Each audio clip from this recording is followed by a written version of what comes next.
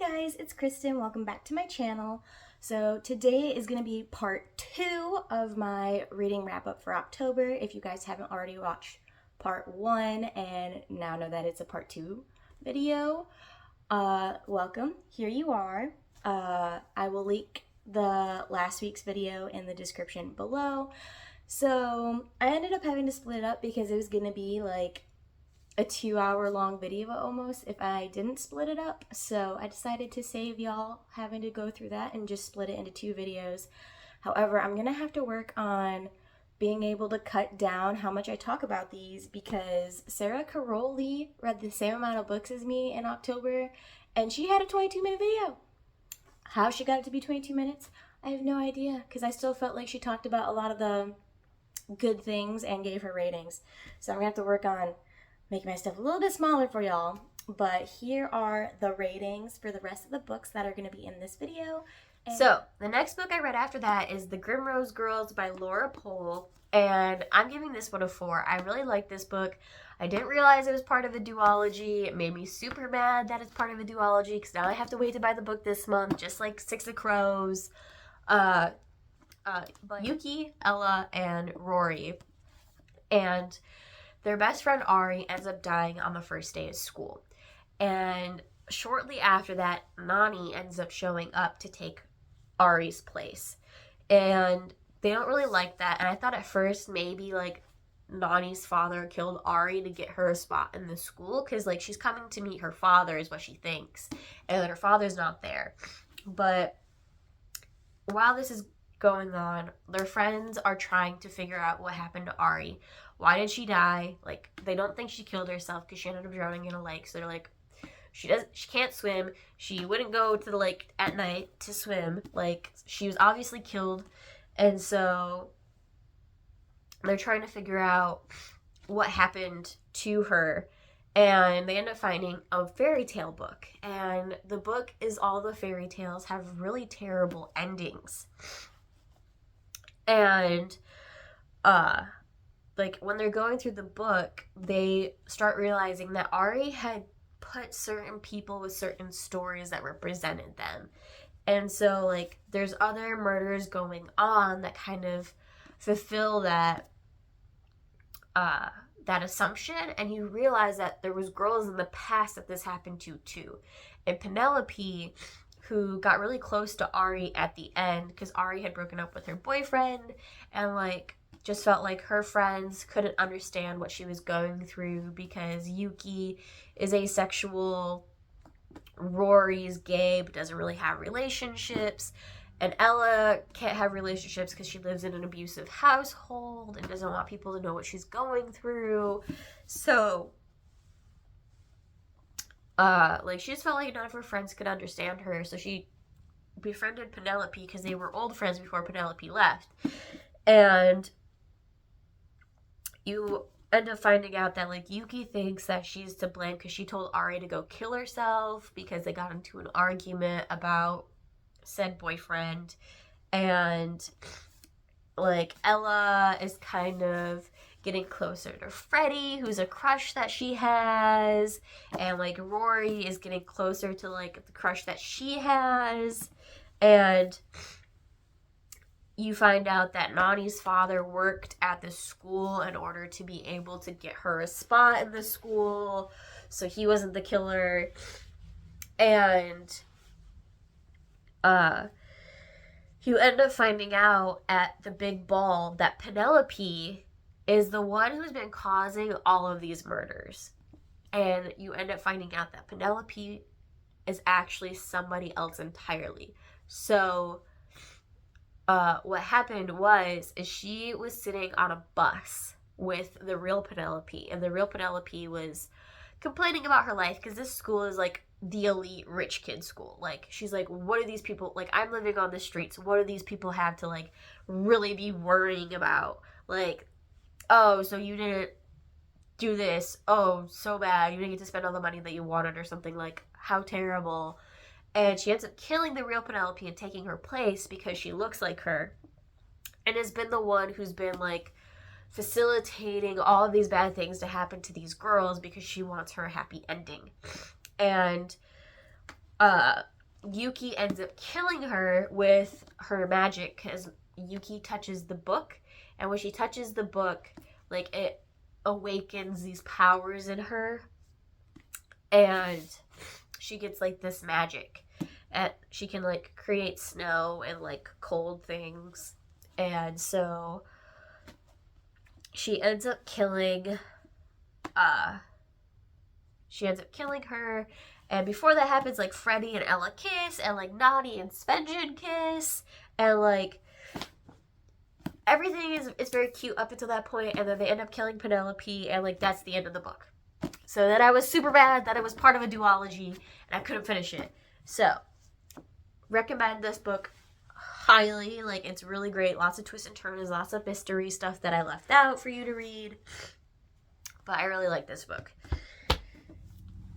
Alrighty. So we still have 5 more books to go. This next book that I'm going to talk about is The Only Survivors by Megan Miranda. And this is the same person who wrote The Last Survivors? Last Survivors that I talked about last month, I think it was. And so this is her newest book, and I ended up I'd give this like a 4 to a 4.5. I ended up really liking it once I got to the end, and like there's so much going on in this book, like it was insane. So the basic premise of the book is there's these 7 people that get together, or 8 people that get together every year to not celebrate, but like make sure that everybody's okay of like their high school trauma that they had. And so in high school, you find out that they were on this trip, and they were in 2 vans going through the mountains, and they end up crashing into a river, and a bunch of their classmates and their teachers end up dying, and only 9 of them survive. And like the year after everything happened, the school had a memorial, and that causes one of the people who survived to kill themselves. And so after that happened, they decided that they all need to get together every year on the anniversary of the event to make sure that like nobody else kills themselves, because none of them helped the girl who killed herself when she reached out. And so there's so much to this book. So the main character, Cassidy, she's finally decided that she's gonna stop going to the reunions. Like she's gonna cut them off. Like she doesn't want to be a part of it anymore. Like she feels like it's really just holding her back, and she doesn't really like these people. So she deletes everybody's numbers. She blocks all their emails, and so she doesn't plan on going to the reunion, and she's at her boyfriend's house, and someone texts her and is like, "Did you hear?" And it's an obituary for Ian, who's one of the survivors, and he ended up killing himself.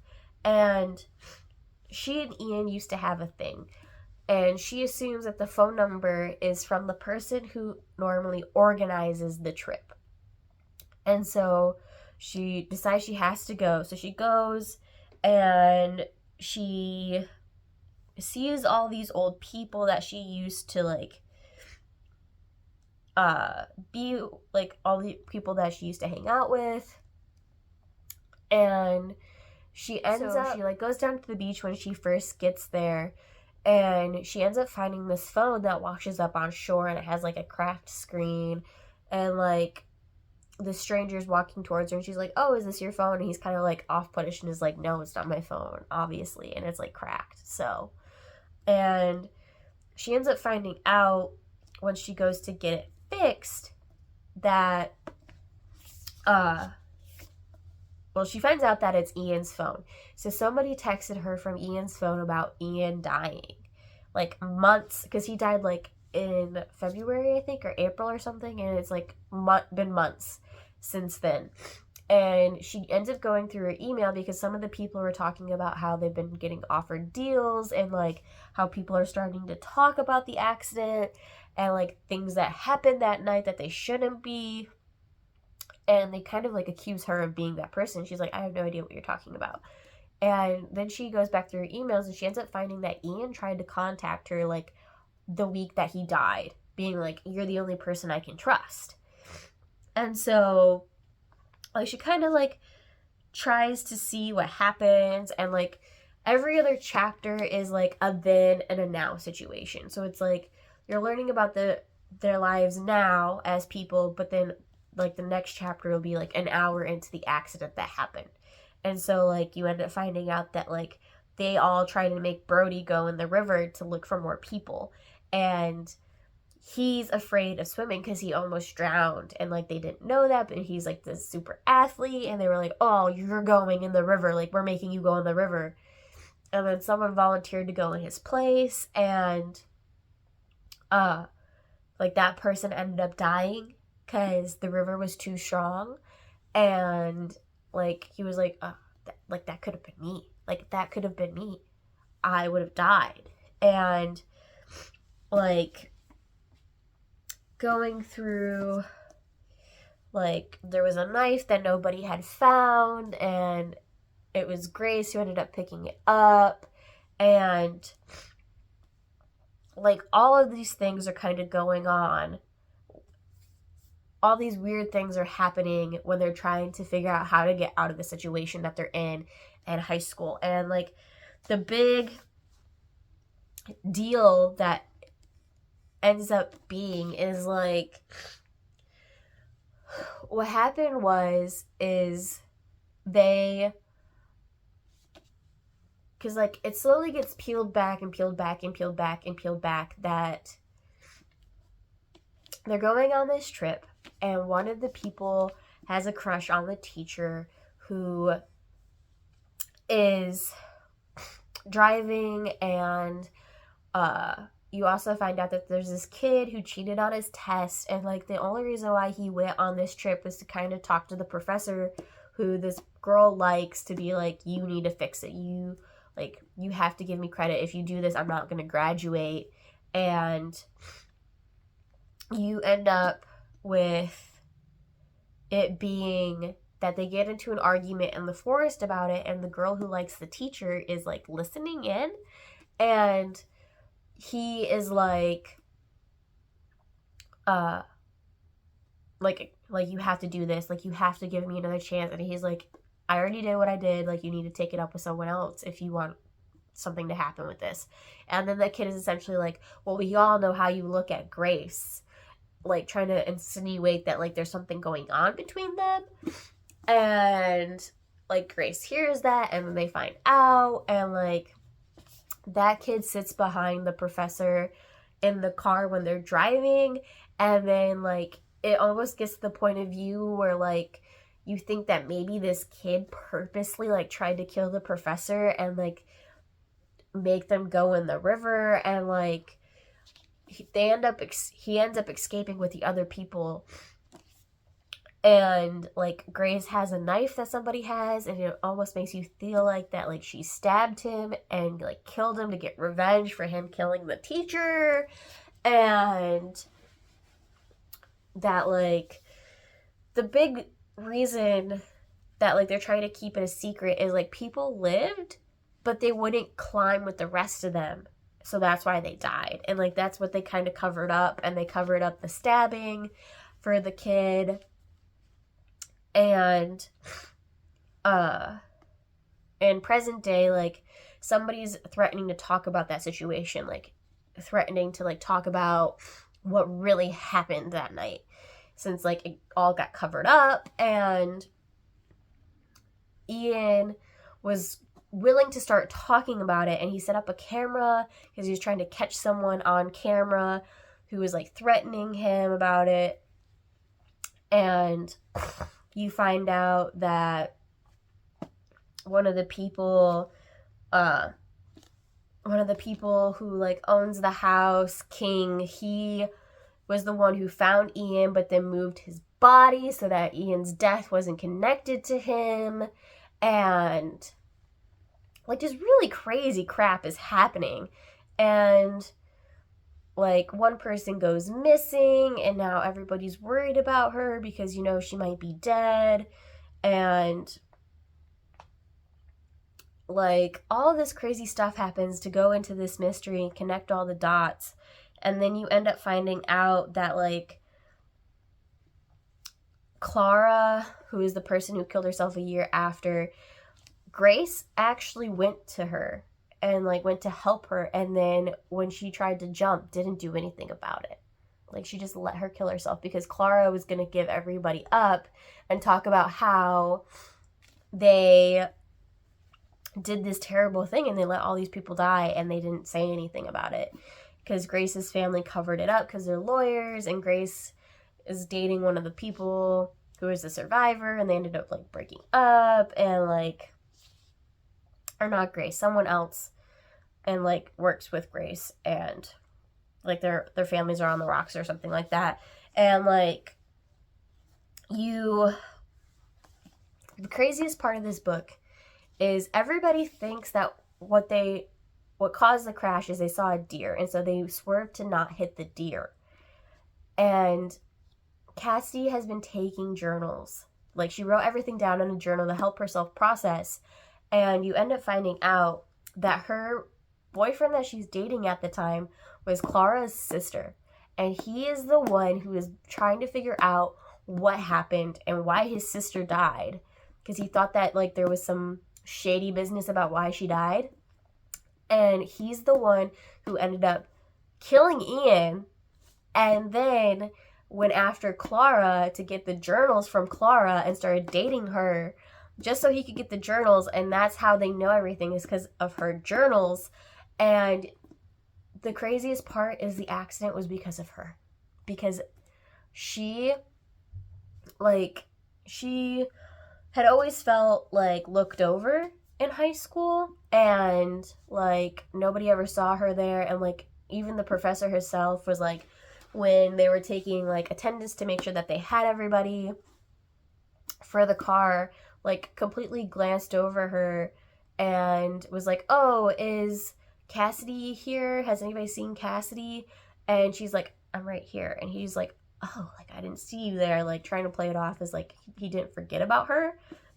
And so she ends up getting super claustrophobic in the car and has to throw up. And so she goes off into the woods. They pull over. She goes off in the woods to throw up. She overhears the entire exchange that happened about Grace with the professor and Ben. And then they forget about her. They all get back into their cars and start driving away while she's in the woods. So she runs through the woods to catch up to them and hops out into traffic. And that's why they swerved, because she caused the accident.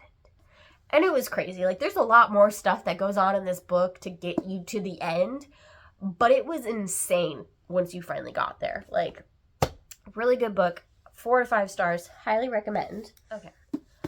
So, the next book we're going to talk about is The Shadows by Alex North. And this book I'm going to give a 4 to 4.5 to as well, because this one just had a lot of twists and turns too. Like, these books, like, sometimes they're a little predictable in some areas, but, like, the twists and turns are insane. So, what ends up happening is a kid is murdered by his 2 friends. And, like, the concept is that they shared a dream about killing him, and they leave, like, all these bloody handprints at the crime scene. And it ends up getting connected to a murder that happened, like, 20 years ago, that had the exact same thing happened. And it happened to Paul. And Paul and his friend, so Paul and James are friends, and their school ends up shutting down and they have to move to a bigger school. And so while they're at the bigger school, James gets bullied a lot. And, like, Paul has not come home since, like, the murders occurred. Like, once the murders occurred and, like, he could leave, he did, because he didn't want to have to live through that. Like, his best friend was murdered. Or essentially that's the way this book sets it up. You end up finding out that he wasn't murdered, but, like, that's how they set it up, is, like, that his best friend was murdered by these 2 other people. And, like, he wants to put it behind him. He only comes home because his mom is super sick and, like, she's gonna die. So he's coming home to, like, take care of her and deal with that, essentially. And you get the detective who, for the new person's murder, is, like, going back and trying to trace this to the original murder that happened, which was done by Charlie Crabtree and Billy something or other. His last name is R. And what you end up going through and finding out is that James and Paul, like, James got picked on a lot because he was a smaller kid. And the one day they're doing, like, flag football, and, like, Paul takes out the person that he's supposed to do or does whatever he's supposed to do. And then James, like, ends up getting bullied, and so Paul stands up for him. And then Charlie Crabtree and his friend Billy stand up to the bully and tell the bully, like, I saw you last night in a dream and you got your brains bashed in. Like, that kind of a stuff. And, like, kind of, like, taunts him. And then they taunt him later in the day, and the kid ends up stepping into the road, and a car hits him and smashes his brains in. And so everyone's like, oh my God, like, Charlie made this happen. Charlie predicted this. Charlie made this happen. And Charlie plays it up that he and Billy can share dreams. And in these dream world, there's the king of this world named Red Hands. And once you believe enough, and you can slip away into the dream world. And, like, there's this whole, like, thing to doing it and lucid dreaming to it and whatnot. And so you go through, like, Paul, like, doesn't believe anything that Billy has to say, but he's doing all of the things and is lucid dreaming and kind of having the same dreams that Billy and Charlie are having. And James is not having the same luck. Like, he's trying really hard to fit in and can't. And then, like, Paul is, like, trying to push it, and, like, he doesn't believe that it's real, and, like, it ends up being that he ends up finally leaving the group because he's done with it. And James is so invested because by this point he is starting to dream the same dreams as Charlie. And, like, you can just see that, like, Charlie and Billy are creepy kids. Like, Charlie's gonna kill someone eventually. It's just a matter of time, essentially. And, like, they threaten to kill the gym teacher for being a pedophile and, like, kill his dog. And they end up killing his dog. And they think, like, the way they present it is, like, that they did it in a dream is when they killed the dog. And, like, everybody's stronger together. And they're going to escape this world into the dream world. And Paul gets the heck out of there and he starts hanging out with this girl. And, like, they get closer, you know, they got a little something going on. And, like, he doesn't hang out with James anymore. And, like, she's supposed to come over to his house because his parents aren't going to be home. And he's walking by the park and he sees James and he tells James, like, dude, Charlie and Billy are going to kill you. Like, this is what's going to happen. You need to leave and quit hanging out with them. Like, I'm not even trying to be your friend at this point. Like, you just need to get out. And he does, and you end up finding out that, because after they murder him, Charlie goes disappears. And so everybody thinks that he actually made it into the dream world. And, like, there's a whole online forum of people trying to copycat these murders to be able to go into the dream world too.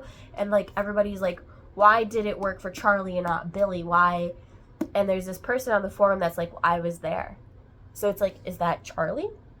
Like, is that Charlie being like, I know I was there? And so trying to teach these people about what's going on.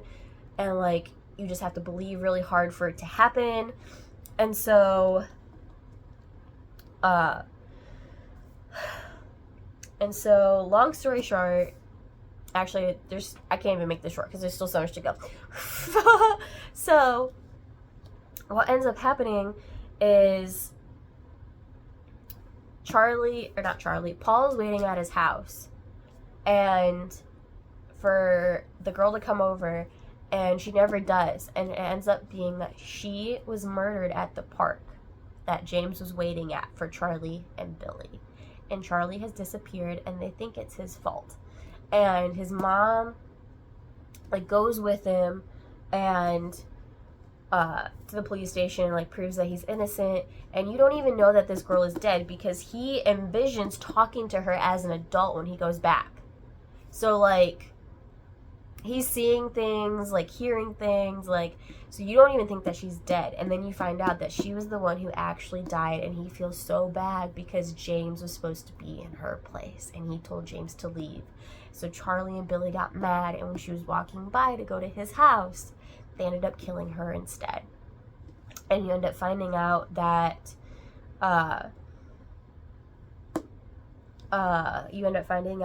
James's dad killed Charlie and stuffed him in the attic, and that he stashed Charlie's dream journal, because that was another thing, is like the kids were found with their dream journals detailing out their dreams of how to get to like where they need to get, and Charlie's dream journal didn't exist. So that's why it was so mysterious, and you end up finding out that James's dad killed Charlie, and that Charlie and James were stepbrothers because James' mom was pregnant with him, and her husband was cheating on her with Charlie's mom, and when she found out, she left Charlie's dad, and Charlie's dad killed himself. Like, a whole everything is connected. And like James's dad knew about it, and he stashed the dream journal with all of Paul's journals because they all looked the same, and like you find out how Charlie was manipulating everybody to have the same dreams, and like it was just a matter of time until they all had the same dream, and like it was crazy. It was insane. Like, there's so much to this book that like you have to read it. You have to read it. Like, it is actually crazy. 3 books left. 3 books left. We can do this. The next book that I have to talk about is The Murder Game by Carrie Doyle. And this one I am giving a 4 as well. So this is about, there's a couple of boys that live at a boarding school in a tiny little town, and they sneak out to go drink with a couple of girls. And while they're out, someone gets murdered. And they don't even realize it until the next day. They come home, and then a person's body is found out in the woods where they were. And they're like, oh my God, we were out there. Like, we can't let them know that we were out there. And Oscar starts getting blamed for the murder.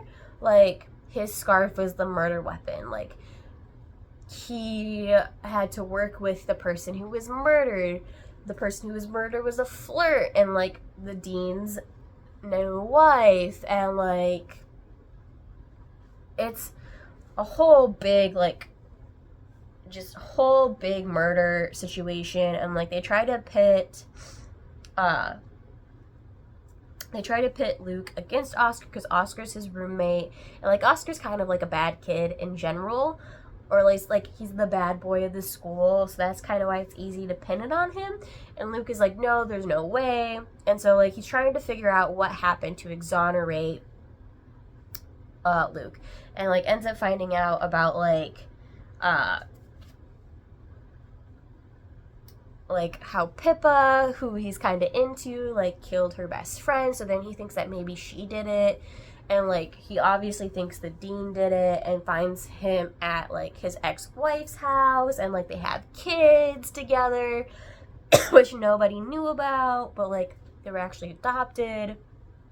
And like there's this really weird teacher, Mr. Teledecki, who like knows what happened but won't go to the police about what happened, but wants like Luke to like be the person to figure out what happened, and he won't tell Luke what happened, and like wants Luke to join his survival gang because Luke was kidnapped and like escaped his kidnappers and ended up killing one. And like Mr. Hamagachi is like super tore up about the murder, and he's like, well, why are you super tore up? Like, I didn't even know that you knew her. And you end up finding out it's because his girlfriend in college got murdered, and like that's why he's obsessed with murder, because it gets brought up by Mr. Tadadaki that he's obsessed with murder, and he's like, well, why is he obsessed with murder? And like someone tries to frame Luke with a bracelet from the person who's dead, and like Luke finds out that the person who died was having an affair with somebody, and like going through all these hidden cameras that have been set up to try and figure out who it was, and like that the teachers have like a secret like hookup room, and like he's getting threatening notes, and like at this point I almost feel like they're starting to suspect Luke, because they have forced Oscar to go away at this point, and like Oscar's not talking to Luke, and they bring him into the head office after like the bracelet is planted to like fake that he did it, and they're like, you're investigating this murder, we can't have that, like I need to talk to you and your person that's like his mentor essentially. And so he goes to talk to his mentor about what's happening, and there was a note that was placed in Oscar's bin about some place that he should go eat, and it was in Las Vegas, which was where the woman who died, Joanna, and her lover went to in Las Vegas. And they stayed at the Hard Rock Hotel. Like someone had overheard that, and he ends up going to talk to his mentor, and while he's talking to his mentor about what's going on, to try and like confess what was happening because he thinks that he's a cool person, Pippa comes in, and she's wearing the dead girl's bracelet because like it's hiding in plain sight essentially. And the teacher notices and like does a double take at her wrist, and then like keeps acting on like it's completely normal. And then like he ends up giving Luke some tea, and Luke is like up walking around looking at stuff while he's talking to Pippa, and he noticed that there's a napkin from the Hard Rock Hotel. And then he ends up putting it together that his mentor is the one that the dead person was having an affair with, and like he ended up drugging Luke and trying to like kill him and kill Pippa, and it's a whole like murder mystery scavenger hunt at a boarding school, like super crazy, super insane. Mr. Tadalaki is like super weird so it was really good. It was a really good book. I really liked this book. So another good one. Can you tell how tall my stack of books is? Like it's almost already into view from like being on the floor. So, second to last book is Emily Henry's Happy Place. And I'm giving this one a 4. I think if I would have read this not this month, I would have probably given it a higher rating. But this month I was not in the mood to read a romance because I had some things going in my own romantic life, and it hit really close to home for me.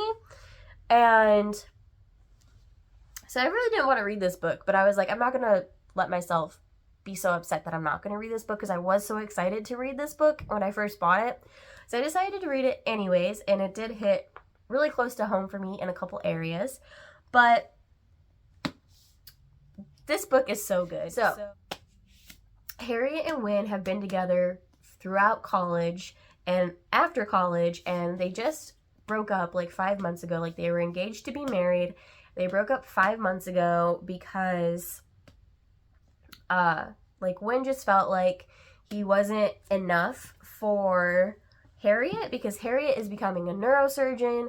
She's meeting all these new people at the hospital. Wynne's dad ended up dying. He couldn't get a job in Los Angeles. He didn't have any friends in Los Angeles. And like he's in a really dark place, and they end up breaking up. And it's really weird. Like 3-minute phone call, he breaks up with her because he went back to Montana to help deal with his dad passing, and that's when he breaks up with her. And like they haven't talked since, and they're going to the cottage, and she gets to the cottage, and they're like, oh, Wynn's here, like, aren't you guys so happy to see each other? Because like her friends don't know that they've broken up. And at that point in time, he was going back between Montana and Los Angeles to see her originally before they broke up. And so the reason they're being brought to the cottage is because their friend's dad is selling it, because he bought it with his first wife and his fifth wife doesn't like that. So they're selling it, and his daughter wants to celebrate her marriage because she's going to get married because she's engaged now. The person who never was going to get engaged ever in their friend group is engaged and getting married now. And it's because of Harriet and Wynn, essentially. So like she plans out this perfect week for them. They get the big bedroom together, which like has never happened before, so it's super awkward for them. And like she has all these things planned for them throughout the week, and like things are just like going to trash. And like it kind of goes back and forth between like one chapter is like now, and then the next chapter is like then in college, or like when they moved to Los Angeles and what was going through in their lives and all of that kind of stuff, back and forth. And like it ends up getting to the point where like she's like, they find out that they knew all along. Like there's a lot of other tension in the friend group too, because like the friend who planned the evening is trying to go to the farm with is trying to go to the farm where their other friend works, and they're like, oh no, we're super busy, like you can't come. And the reason why they don't want her actually coming is because she's pregnant, and they don't want anybody to know that they're pregnant, because like it's super scary and like risky for them. And because there's the little gay couple that is having the baby, and like they're super scared about how that person would react. And so like they don't want her to come because they have baby stuff all over the house and they haven't told anybody yet. And so the person who's organizing the group thinks that it's just against her, and like that her friends are just splitting apart and like nobody cares about her anymore, when in reality it's not that. And they end up finding out that she knew all along that Wynn and Harriet weren't together anymore, and they planned this weekend to try and get them back together. And like everything goes kaput, and like Harriet ends up admitting that like she doesn't like her job, she doesn't want to be a doctor, and it makes her feel bad because her parents have given up so much to have her be a doctor, and she absolutely hates it, and she's like, I don't know what I'm going to do with my life anymore. And Wynn has found his passion in Montana, making art and like tables and stuff. And like she never fought with him. Like after his dad died, she kept putting off scheduling the wedding because she was like, well, I don't want to be happy right now because you're not happy, and I don't want to hurt your feelings. And anytime her feelings were hurt, she always said everything was fine. And so like he felt that she didn't care enough about the relationship because she was never upset and she never expressed any issues, like they never fought. And like she doesn't know how to fight because like her parents weren't good at fighting. Like they would just scream and yell at her sister, and then everybody would go to like their separate rooms and would never really address anything. And like so she doesn't know how to fight for things that she loves. And they end up getting drunk, and she like goes in the room and she's like, we're fighting, we're having an argument. And he's like, oh, are we now? She's like, yeah, because like they've slowly been like, he still loves her, she still loves him, like the close proximity brings out those feelings, and she doesn't understand why he would break up with her because there really was no explanation. And she thought it was because this dude that she worked with kissed her, and she didn't like it, and she told him about it. And like the dude was like, well, Wynn's never here, like why would you want to date him when you could be dating me? And she was like, because I love him, and whatnot. And like it finally comes to a head after they realize that their friends have been putting them together for this. And they're like, we're fighting, and she's like, you don't load the dishwasher right, and I don't know how to fight. And then she like tells him, and he's like, well, this is like the most explosive fight that we've ever had then. And like goes on to talk about like how you're supposed to fight, and like know that like you maybe you go to bed mad at each other, but like if you need your own space, you don't, like, you make sure that person knows that you aren't leaving for forever, or like just kind of like the rules of fighting and whatnot, and like how to fight, because his parents have a really loving relationship and pass that on to like their kids. And like goes on to talk about how like she never was upset, so he felt like it didn't mean anything to her, and that she would be better off without him. And like he didn't want to take away her dream, but he couldn't stay in Los Angeles anymore because he wasn't happy. And all of that goes on, and they have their big fight, and then they have individual things that are scheduled for each other that the person who organized the week like did. And for hers, it was creating pottery. She started doing pottery classes after her and Wynn broke up, and she doesn't think she's good at it, but she really enjoys it, and she goes to it. And Wynn comes, and like they create a little pot together, and then they end up not like firing it, or like it comes out wonky, and he's like, well, are you sure that you want it? And she's like, yeah, because like it's a symbol of us, like it's a symbol of us, like of course I want it. And then that's when she ends up telling him that like she doesn't like her job and she doesn't know what she's gonna do. And he's like, well, you're more than your worth, like you're more than just your job, and I want you to be happy. And like they kind of go off to split it, and she's like, well, what if I move to Montana for you?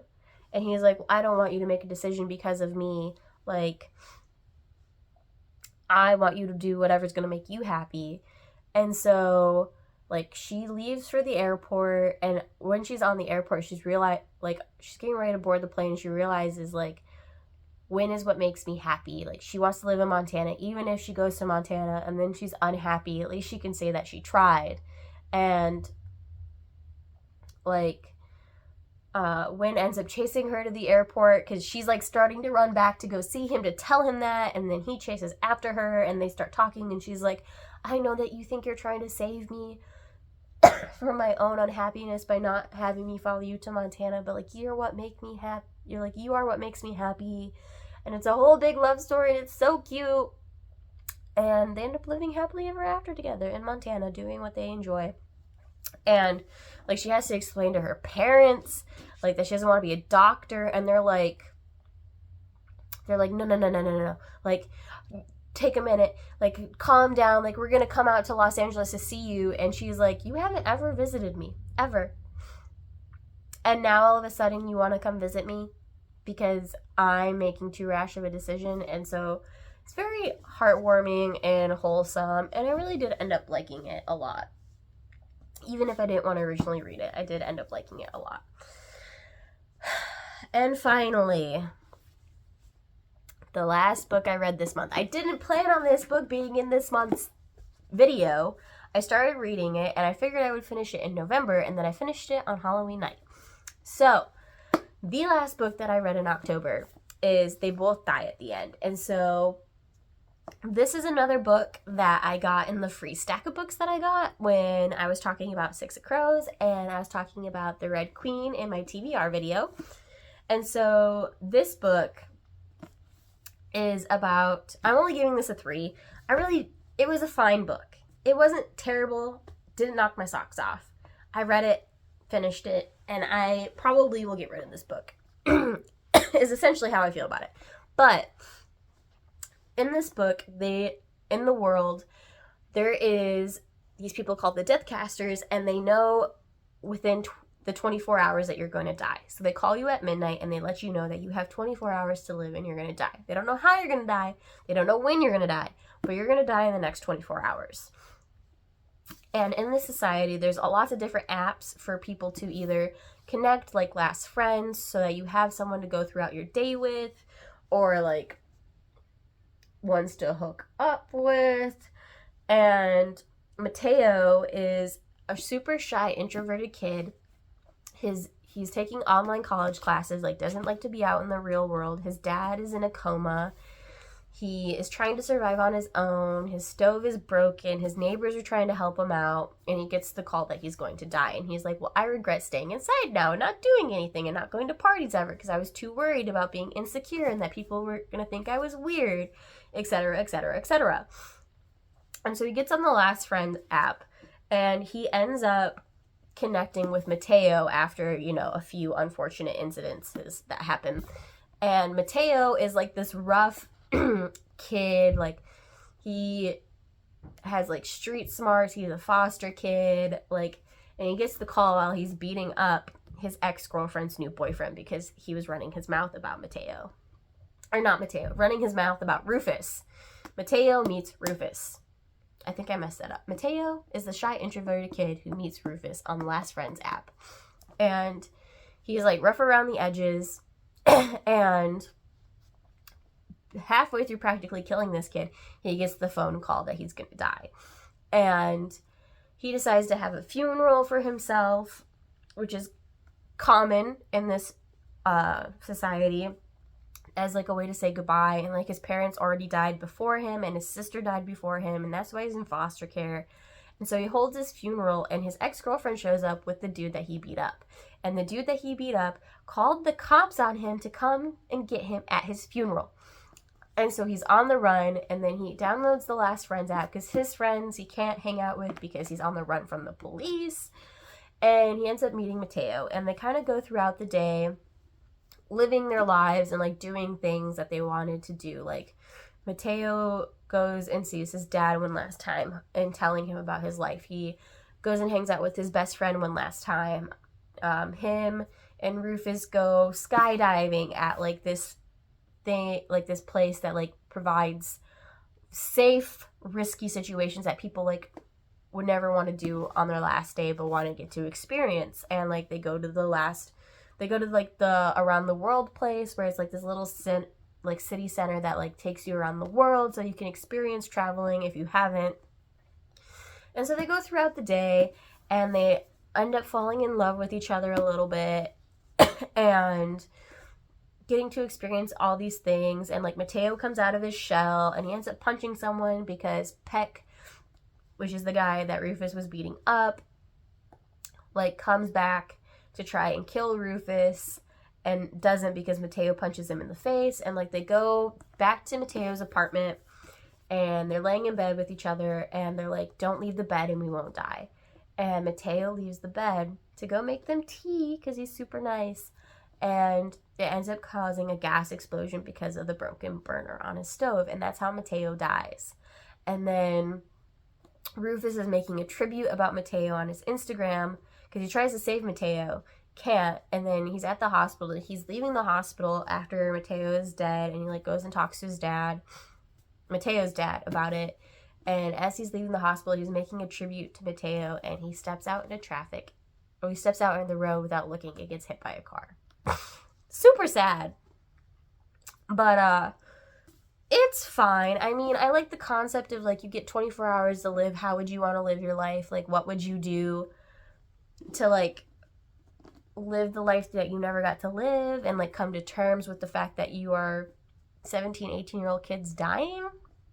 So I like the idea, though I just didn't enjoy the book a lot. Like, it was fine. It was a fine book. It wasn't bad. It wasn't great, in my opinion. So, and this is by Adam Silvera. So, after almost 2 hours of talking, I'm finally done. Hopefully this is not a 2-hour video. If it is a 2-hour video, I will break it up for you guys because I don't want to put you through a 2-hour video.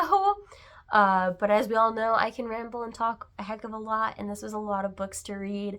I was really excited to read a lot of these books and finally get to them. Am I excited about not having a lot of books on my TBR list now because of that? Yes, but that's fine.